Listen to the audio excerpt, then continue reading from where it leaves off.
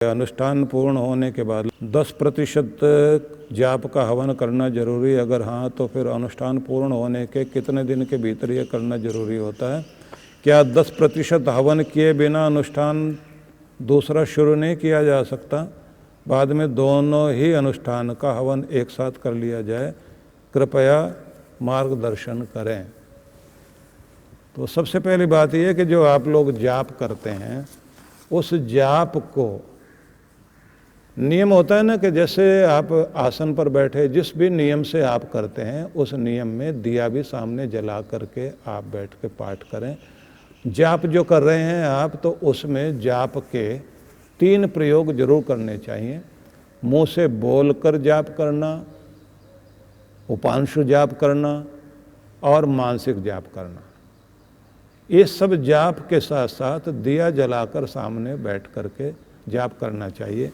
उसमें आह्वान और बाद में जैसे विसर्जन करने की क्रिया होती है, और जैसे एक रूप होता है कि जिनका भी आप ध्यान कर रहे हैं, जिनके लिए जाप कर रहे हैं या जिनका कर रहे हैं, उनके स्वरूप को आप ज्योतिर्मय रूप में भी देखिए।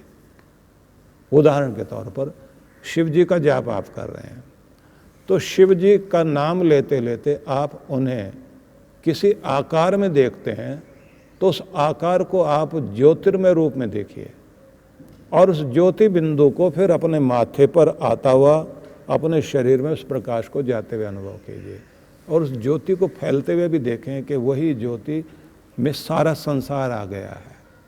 इस रूप में आप ध्यान करें, क्योंकि जप भी चाहिए, प्रार्थना भी चाहिए, ध्यान भी चाहिए।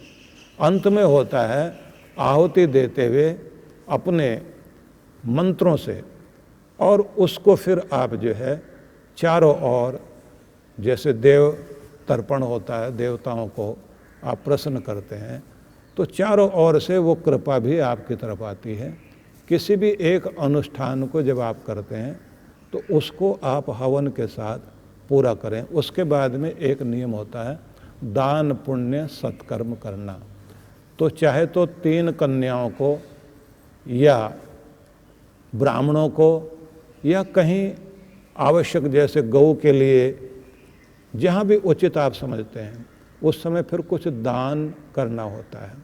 उसी दान में जो है वस्त्र दान है, अन्न दान है, धन दान है, भूमि दान, स्वर्ण दान, इस तरह की चीज़ों को व्यक्ति किया करता है। तब उस अनुष्ठान का महत्व बनता है, तब ये भी पता लगता है कि कोई चीज़ आपने पूरी करी है। और अगर आप केवल मात्र ऐसे ही कुछ भी कर लिया, उसके बाद दूसरा जोड़ लिया, फिर तीसरा जोड़ लिया, और फिर आपने सोच लिया सबको उठाकर एक ही साथ आहुति दे देंगे, तो ये ऐसा कोई हिसाब किताब नहीं है कि इतनी संख्या में करने से फ़ायदा होगा। कुछ लोग जो है जाप इस तरह से करते हैं, राम राम 1, राम राम 2, राम राम 3, ऐसे करते करते वो संख्या बोलते जाते हैं, ढोल की बजती जाती है, राम राम 1, राम राम 2, और वो ऐसे करते करते, ठीक है उस समय तक आपका ध्यान भगवान की तरफ है, लेकिन उसका तरीका तो यही है कि बोलते बोलते आप खुद में लीन हों, कण कण में बसे हुए राम में आपका ध्यान चला जाए, और अपने गहन मौन में जाते हुए उस जगह पहुंच जाइए जहां ये नाम आपको आराम देता है। वहां तक जब आप पहुंचते हैं तब निश्चित रूप से आपको उस नाम का लाभ होता है। तो मैं ये आपसे ज़रूर निवेदन करूंगा कि किसी भी नाम के जाप को या मंत्र के जाप को, उसको विधिपूर्वक, श्रद्धापूर्वक और कहना चाहिए समर्पित होकर करिए, उसके लिए वातावरण बनाइए। मैं इस बात को और थोड़ा समझा कर कहना चाहता हूँ, किसी घर में अगर पढ़ने का वातावरण है तो जो मध्यम प्रतिभा वाला बच्चा है वो भी उत्तम प्रतिभा वाला बन जाएगा, क्योंकि माहौल है, स्थिति बनी भी है।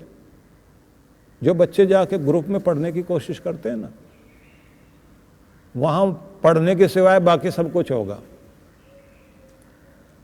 ग्रुप बन जाएगा। जो न पढ़ने वाले बच्चे हैं वो दूसरी तरफ खींचेंगे। माहौल जो है बच्चों को पढ़ने के लिए प्रेरित करता है।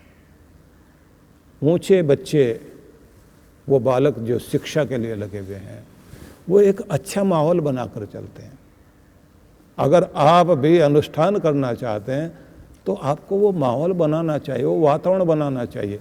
किसी मौसम में जाकर के ही कोई बीज उगा करता है और तभी जाके उसमें फूल और फल लगा करते हैं। तो आपको माहौल बनाना है और वो वातावरण बनाकर फिर उसकी भक्ति के फूल भी लगें, फल भी लगें। अन्यथा कुछ भी आप करते रहिए, आप सोचते हैं लाभ हो जाता है, कितना जाप कर लिया मुझे लाभ नहीं हुआ।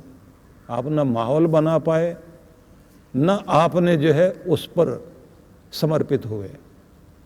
ठीक है, सिमरनी आपको दी जाती है कि चलते फिरते आप जाप करते चलिए, जिससे आपके मन में भटकाव से आप बचें। तो इसलिए निवेदन करना चाहता हूँ, हालांकि 2 लाइन में ही इसका उत्तर था, लेकिन मैं इतना सब कुछ इसलिए बताना चाहता हूं कि आप उसकी का महत्व समझें। नवजीवन साधना। क्या नकारात्मक विचारों को मन में आने ही न दें? ये हमारे वश में है?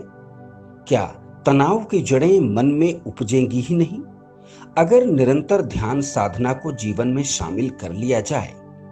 आध्यात्मिक जगत में परमात्मा की अनुभूति के साथ क्या सांसारिक जगत में भी प्रसन्नता, सफलता, संबंधों में आत्मीयता, धन ऐश्वर्य का सपना सच करती है नवजीवन साधना? तो इसका जवाब है हाँ। इस कल्पना को साकार रूप देने का संकल्प है गुरुवर श्री सुधांशु जी महाराज व श्रद्धेया अर्चिका दीदी द्वारा भक्तों को ध्यान साधना की एक और अनुपम भेंट, नवजीवन साधना।